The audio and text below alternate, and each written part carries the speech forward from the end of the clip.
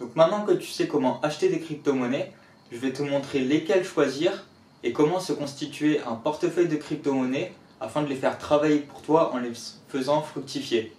Donc il faut savoir qu'il y en a des milliers de crypto-monnaies et elles ne sont pas toutes achetables en euros par exemple.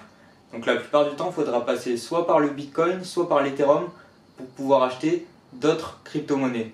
Les autres crypto-monnaies, les petits projets, c'est ce qu'on appelle des altcoins, donc des alternatives coins.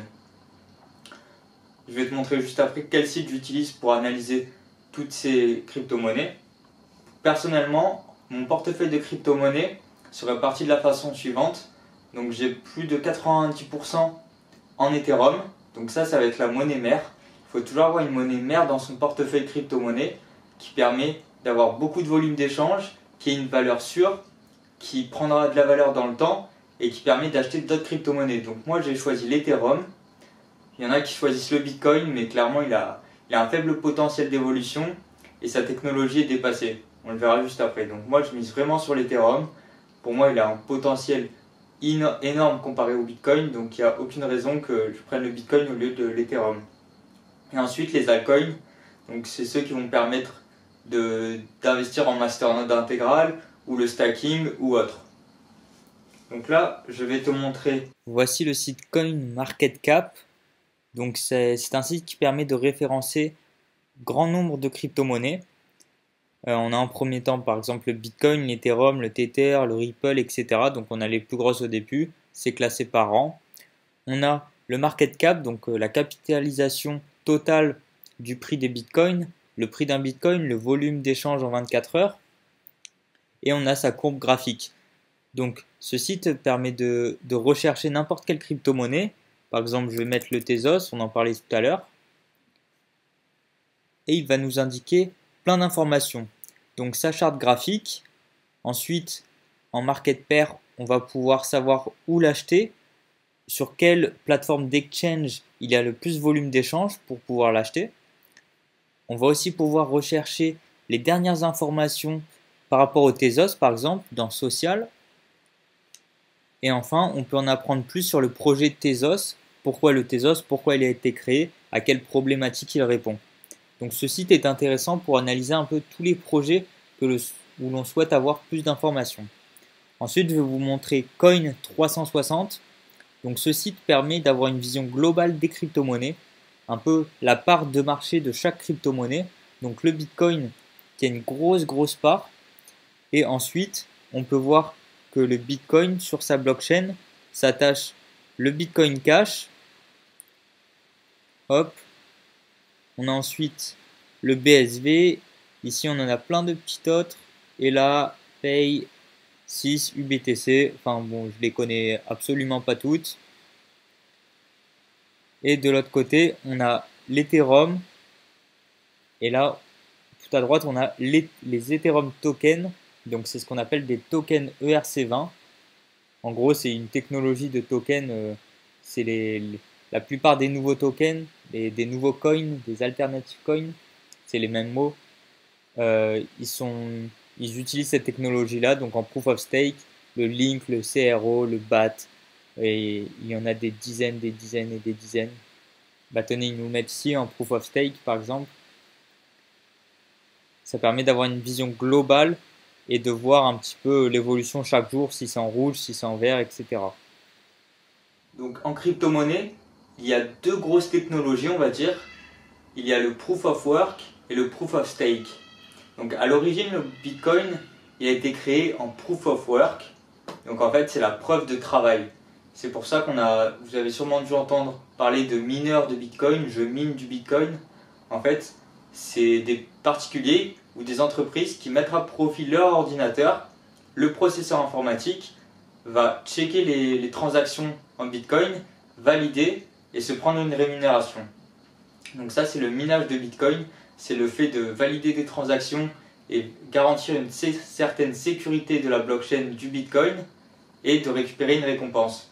Donc ça, c'est le proof of work.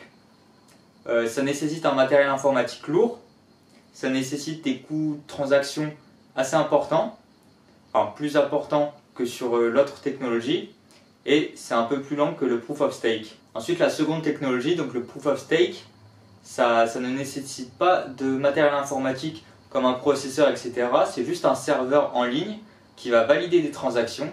Ça nécessite seulement un collatéral dans une certaine monnaie. Donc c'est plus rapide et les coûts de transaction sont réduits. Il y a aussi une troisième partie qui est le Proof of Burn ou Burning.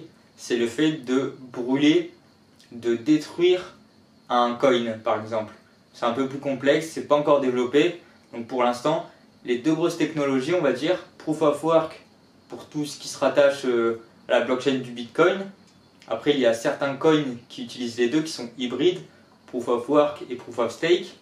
Et ensuite, la plupart des crypto-monnaies qui sont sur la blockchain de l'Ethereum sont en Proof of Stake. Et c'est pour ça que je privilégie l'Ethereum. C'est un peu compliqué, mais il est en train de migrer de Proof of Work à Proof of Stake, l'Ethereum. La plupart de ces petites crypto-monnaies sont déjà en Proof of Stake, et le migrage en Proof of Stake de l'Ethereum va être une grosse révolution. Donc il mérite toute notre attention et il risque de pumper d'ici les mois, les années à venir. La première méthode pour faire fructifier ces crypto-monnaies, c'est éligible à pas mal de crypto-monnaies, les plus grosses on va dire. Vous allez dans CoinMarketCap, vous prenez les 20 premières, normalement elles sont éligibles sur différents sites. Donc ça va être le prêt ou le lending de crypto-monnaies. Donc en crypto-monnaie, vous avez compris, c'est un concept décentralisé, donc il n'y a pas de banque, d'intermédiaire ou autre. On peut emprunter de l'argent, c'est ce qu'on appelle la finance décentralisée, à travers des prestataires qui vont mettre en relation des personnes avec d'autres personnes. Donc imaginons, ici on a un groupe de 9 personnes qui mettent en commun par exemple 1000 $ chacune, donc ça nous fait 9000 $, et la personne en bleu souhaite emprunter. Donc elle va pouvoir emprunter ces 9000 $ en mettant un collatéral, donc un peu comme si vous voulez imiter une hypothèque en immobilier. Il va mettre une garantie pour ces personnes pour que bien entendu il y ait une sécurité. Et donc en fait cette personne va pouvoir emprunter de l'argent et les autres personnes vont pouvoir la prêter. Et en prêtant de l'argent, en faisant du lending, on a des taux d'intérêt qui peuvent aller entre 2 à 30% annuels. Et ce qui est intéressant, c'est qu'on peut même le faire sur du stablecoin, donc une crypto-monnaie qui ne va pas changer de cours par rapport au dollar ou à l'euro. Donc c'est très intéressant parce que ça peut aller entre 7 à 10%, on peut voir, suivant la durée que l'on souhaite prêter nos coins. On peut également faire du lending flexible, ce qu'on appelle. Donc on n'est pas limité dans le temps, on n'est pas obligé de prêter une certaine somme d'argent un certain temps. On peut juste mettre à contribution nos coins et retirer dès qu'on en a envie. Ensuite, pour faire fructifier ces crypto-monnaies, on va avoir le stacking. Donc le stacking, c'est uniquement dédié pour les crypto-monnaies qui utilisent le Proof of Stake. Donc en fait, le stacking, c'est le fait de posséder une crypto-monnaie. Par exemple, le Tezos, c'est celui dont on parle le plus en stacking. Je possède du Tezos, donc ça veut dire que je ne le mets pas en vente sur le marché. C'est-à-dire que je fais confiance dans le projet Tezos. Donc en fait, ça permet de garantir une certaine sécurité de la monnaie. En effet, si une crypto-monnaie, par exemple, plus personne n'en veut, tout le monde se met à la vendre, ça veut dire que il y a un désintérêt pour la crypto-monnaie. Soit le projet n'est pas bon, soit l'entreprise a coulé ou autre. Le stacking permet justement de créer une certaine stabilité de cette crypto-monnaie.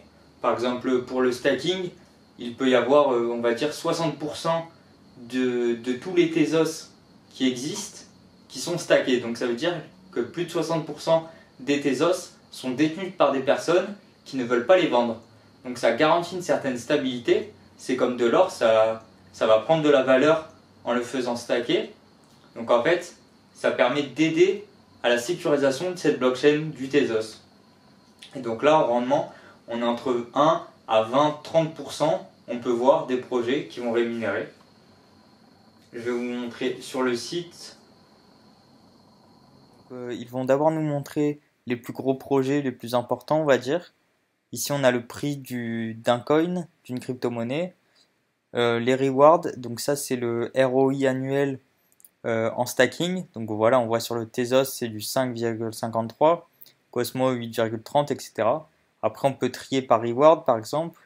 Donc là, on a des projets qui rémunèrent jusqu'à 50%. Après, c'est souvent des petits projets méconnus qui sont nouveaux. C'est pour ça qu'ils rémunèrent fortement au début.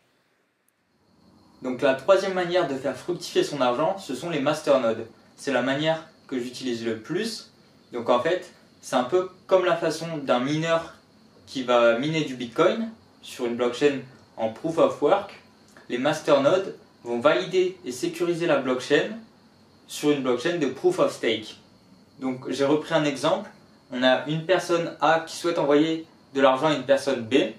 Donc sa transaction va être envoyée dans un bloc. Ce bloc va être envoyé sur le réseau et c'est là qu'interviennent les masternodes. Les masternodes vont valider les transactions, la transaction qui se fait et va prendre une petite commission. Et ensuite, l'individu B reçoit sa transaction. Donc l'avantage des masternodes, c'est qu'elles nécessitent peu de matériel informatique. Cependant, elles nécessitent des connaissances informatiques. Auparavant, elles nécessitaient un coût élevé d'entrée. Et le retour investissement est plutôt variable. Ça peut aller de, on va dire, 10 à plusieurs dizaines de centaines de milliers de pourcents par an. Donc les connaissances informatiques, concrètement, si vous voulez monter une masternode, il faudrait un ordinateur qui tourne H24 chez vous, connecté à la fibre. Vous téléchargez la blockchain entière de la masternode en question, de la blockchain. Ensuite, vous mettez en place le nœud informatique. Et ce nœud informatique a besoin d'un collatéral dans la monnaie donnée, dans la crypto-monnaie donnée. Cependant, aujourd'hui, il existe des tas de prestataires. Il suffit de mettre notre collatéral et ensuite de récupérer les rewards tous les jours. Et ces prestataires prennent une petite commission. L'investissement initial, par exemple, pour une masternode de Dash, la plus connue, ça va être environ 81 000 $. Donc c'est très élevé. Cependant, il y a toujours des prestataires qui proposent d'investir dans des masternodes partagés, donc avec un investissement plus faible. Je vais juste vous montrer le site Masternode Online. Je vous mettrai le lien. Donc on retrouve en première ligne le Dash. Donc voilà son prix d'entrée à 70 000 $. On a son taux de change, le volume d'échange. Et on a son ROI annuel. Donc il rémunère 5,75% annuellement. Après on a d'autres projets qui vont à 30%. Ici, on en a un 300% et on peut même aller voir les plus élevés. Donc voilà, celui-ci à plus de 12 000% annuel, 6 000%. Donc comme je vous ai dit, il y a des projets qui rémunèrent énormément au début pour se faire connaître des investisseurs. Il y en a où c'est des scams, donc ça peut être des arnaques aussi. Et au fur et à mesure du temps, si le projet est fiable et stable, les rewards, donc le ROI, va diminuer afin de garantir une certaine pérennité de la crypto-monnaie. Parce que, en gros, moins il y aura de récompenses, plus la crypto-monnaie sera rare à posséder et plus elle prendra de la valeur. De la même façon que l'or est une matière précieuse car il y en a peu dans la quantité de la terre. Cependant, ça reste assez technique quand même de monter des masternodes. Même si on passe par des prestataires, il faut choisir sa masternode, la crypto-monnaie en question. Il faut savoir si le projet est fiable et durable dans le temps. Il ne faut pas uniquement se fier au ROI. Parce que par exemple, pourquoi on prendrait une masternode à 15 000% alors que d'autres masternodes comme le Dash rémunèrent à 5%? On se dit bah je préfère gagner plus, c'est logique. Mais non, il faut savoir, par exemple, Catscoin, j'en ai jamais entendu parler, il faudrait que je me renseigne dessus. Mais déjà le ROI à 15 000%, il ne va pas rester plusieurs mois. Il va descendre au fur et à mesure, peut-être à 8 000, ensuite à 4 000%, etc. Mais ça nécessite toujours de l'arbitrage, donc toujours checker le projet en question, s'il ne perd pas de la valeur, s'il y a du volume d'échange, etc. Et comme toujours, il y a des prestataires qui peuvent s'occuper de ça. Donc on peut déléguer ce choix de masternode. C'est ce qu'on appelle des pools de masternode. Il existe aussi des pools de minage pour le Bitcoin par exemple, pour le Proof of Work. Donc en fait, vous investissez ce qu'on appelle une pool, c'est une piscine, c'est un regroupement d'investisseurs. Par exemple, 100 personnes veulent mettre 1000 $, et ces 1000 $ vont être répartis sur plein de masternodes différentes. Donc ça permet de limiter les risques et ça permet d'avoir un rendement, on va dire, plus lissé. Donc au lieu d'avoir du 14 000% et du 5%, bah, ça va peut-être être du 200%. Ça sera plus lissé dans le temps. Et donc dans la prochaine vidéo, je te montrerai quel prestataire j'utilise et comment investir dedans.